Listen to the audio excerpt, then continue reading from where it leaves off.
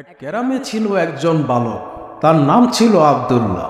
সে ছিল খুবই ধার্মিক ও আল্লাহ ভীরু। ছোটবেলা থেকেই তার মা বাবা তাকে আল্লাহর প্রতি ভালোবাসা এবং মানুষের সাথে ভালো আচরণ করতে শিখিয়েছিল। একদিন আব্দুল্লাহ তার গ্রামের মসজিদে নামাজ পড়তে গেল। নামাজ শেষে ইমাম সাহেব বললেন, যে কেউ আল্লাহর পথে সাহায্য করে সে আল্লাহর নিকট পুরস্কৃত হয়। এই কথা শোনার পর থেকে আব্দুল্লাহ ঠিক করল সে আল্লাহর সন্তুষ্টির জন্য কিছু করবে। তার গ্রামে অনেক দরিদ্র মানুষ ছিল যারা দিনে একবেলাও ঠিকমতো খাবার পেত না। আব্দুল্লাহ তার জমানো টাকা দিয়ে খাবার কিনল এবং সেগুলো দরিদ্র মাঝে বিতরণ করল।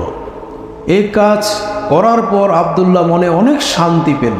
সে বুঝতে পারল মানুষের উপকার করা শুধু একটি ভালো কাজ নয়, এটি আল্লাহর পথে চলার একটি মাধ্যম।